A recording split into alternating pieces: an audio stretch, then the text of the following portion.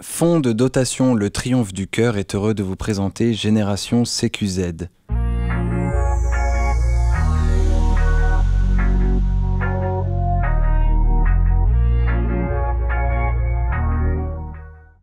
Bonjour à tous et bienvenue sur A-News Sécurité pour ce nouveau numéro de Génération CQZ. Et aujourd'hui, j'ai le plaisir d'accueillir Arthur Seurat. Bonjour Arthur. Bonjour Séverine. Alors vous êtes actuellement en BTS MOS à la salle Saint-Nicolas ici les Moulineaux. Vous avez commencé par un CAP de la sécurité en 2017. Pouvez-vous nous expliquer en quelques mots comment s'articule l'enseignement théorique et pratique d'un CAP sécurité?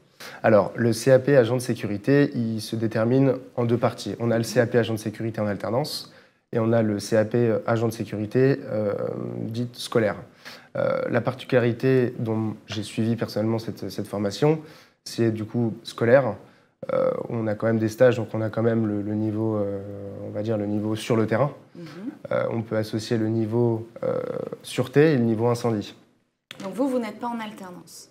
Non, je l'ai fait en scolaire. Et qu'est-ce que ça amène de plus, le fait de ne pas être en alternance? Vous trouvez que c'est un plus ou pourquoi vous avez choisi sans alternance? Alors si j'avais le choix, j'aurais vraiment profité du CAP en alternance. On est plus sur le terrain. Et c'est vrai que quand on arrive dans un CAP, on n'a pas forcément envie de mettre la tête dans les cahiers. Donc forcément, bon, bah, ça axe sur le scolaire. Mais en scolaire, on a la chance de pouvoir profiter de stages, de nombreux stages qui durent assez longtemps. Donc forcément, on peut adapter à des situations de stage professionnels sur le terrain. Moi, j'ai profité donc, des deux côtés sur le niveau sûreté et incendie. Donc ça m'a vraiment apporté beaucoup de qualité.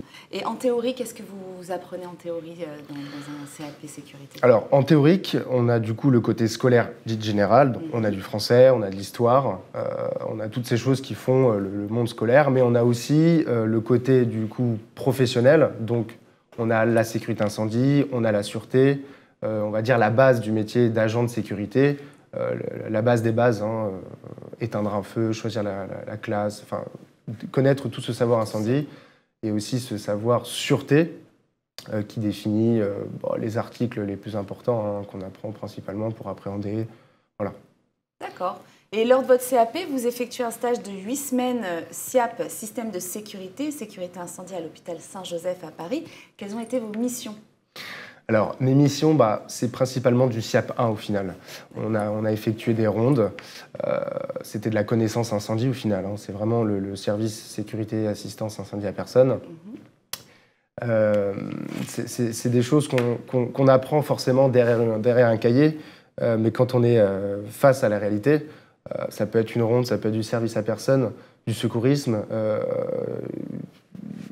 On est vraiment axé sur le terrain et c'est ce qui est vraiment le meilleur en fait. Ensuite, vous faites un CAP en 2019, vous dirigez vers un bac MS, donc bac pro des métiers de la sécurité. Et là, vous avez effectué une formation au Centre régional de formation de police. Qu'est-ce que cette formation vous a apporté? Alors, la formation de la police, ça nous a déjà apporté la définition même de la police nationale. On a effectué une ou deux semaines de stage là-bas. On a été à la rencontre de certains policiers, on a été à la rencontre de la BRI, on a fait plusieurs découvertes. Qu'est-ce que le métier? Qu'est-ce qu'on apprenait? Qu'est-ce qu'on y développe? J'ai trouvé ça assez intéressant parce qu'au final, on est vraiment confronté à ce que la police nationale a à faire chaque jour. L'appréhension, la protection, le service à personne. On y développe aussi un côté pratique qui est différent parce qu'on fait quand même des activités sportives avec eux. On participe à des activités, on va dire, de policiers, l'appréhension, toutes ces choses que la police nationale fait aujourd'hui. On a aussi un côté théorique sur ce moment-là. Justement, quelles sont ces matières qui sont enseignées lors de ce bac pro? Alors, le bac pro, encore une fois, par rapport au CAP, ce sont les mêmes choses, sauf qu'on est un peu plus axé sur la communication, la gestion de conflits, la protection des biens et des personnes. On va un peu plus détailler sur les réglementations, sur les normes. Et puis, voilà, le bac pro propose une PFMP. Donc c'est une période en formation milieu professionnel qui se définit en plusieurs mois en fait dans l'année. Donc elle se divise en deux parties. On a la sûreté dite avec la police nationale et la sûreté incendie. Personnellement, j'ai choisi la dominante incendie avec la brigade des sapeurs-pompiers de Paris parce qu'à l'époque je voulais être pompier.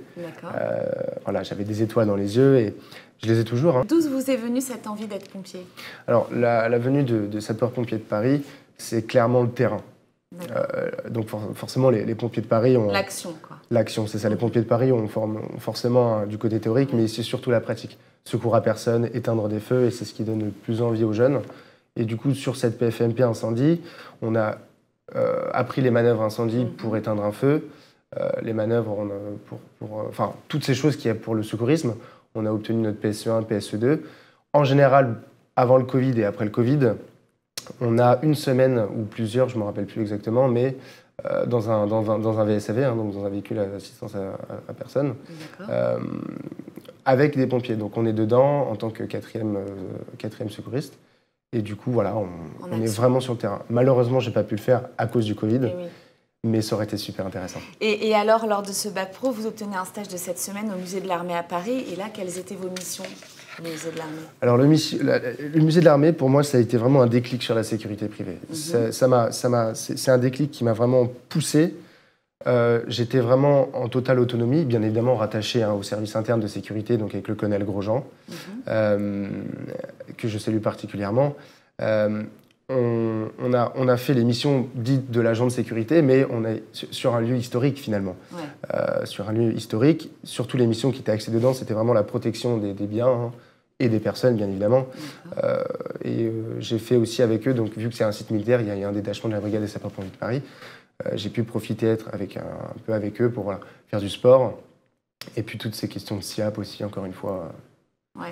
Lors de cette formation de la BSPP et de la brigade des sapeurs-pompiers, donc vous apprenez toutes ces choses et vous enchaînez avec un stage de 4 semaines à l'état-major de BSPP. Donc j'imagine que vous mettez en pratique tout ce que vous avez appris lors de la formation précédente. C'est exactement ça. C'est exactement ça. Là, c'est là où, justement, voilà, on a eu des concours sportifs entre nous pour vraiment montrer comme quoi la brigade des sapeurs-pompiers de Paris, c'est vraiment un monde sportif avant tout, un monde humain. Toutes ces choses qu'on a pu apprendre sur le théorique, on l'a mis en pratique. Exactement. Le niveau incendie, éteindre un feu, créer une équipe pour justement aller combattre le feu. Niveau secouriste, on a eu plein de situations, notamment pour passer le PSE2 et le PSE1.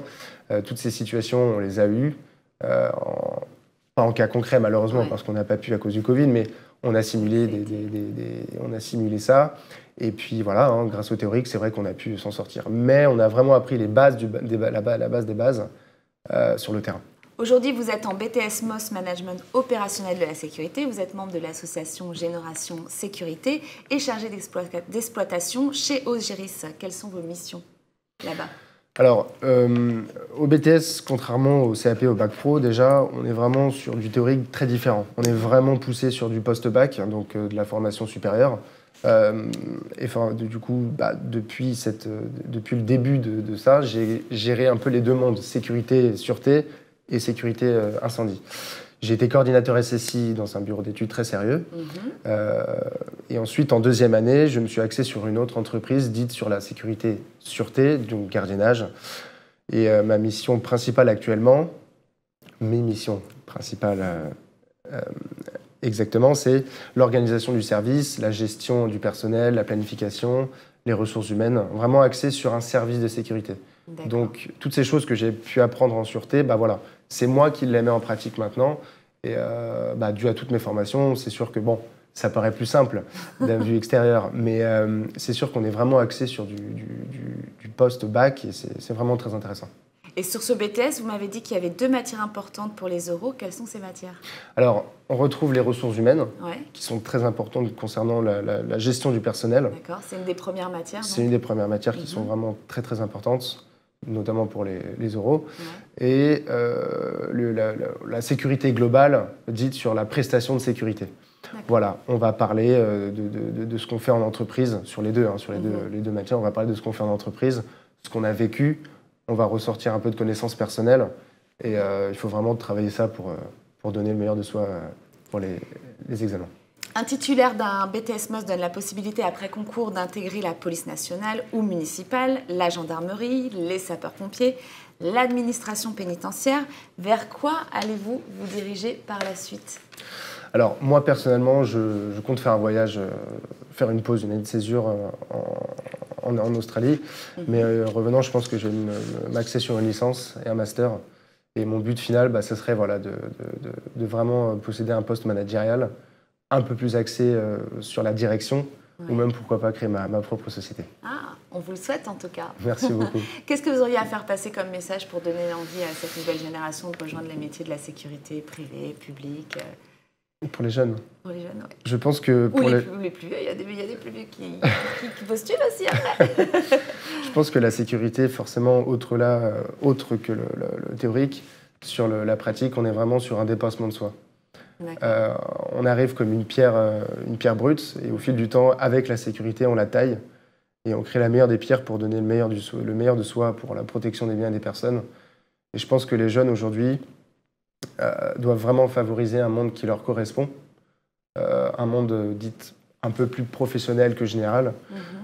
On est sur le terrain, on apprend un métier, pas forcément le métier, mais on apprend les bases de ce qu'on veut faire sur le futur. Et je pense que les jeunes aujourd'hui ont vraiment énormément besoin d'encouragement, et je serai vraiment le premier à les encourager, donc à leur solliciter ce milieu professionnel de la sécurité. Eh bien, merci Arthur pour ce beau parcours partagé avec nous. Merci à tous de nous avoir suivis et à bientôt pour un nouveau numéro sur Génération CQZ.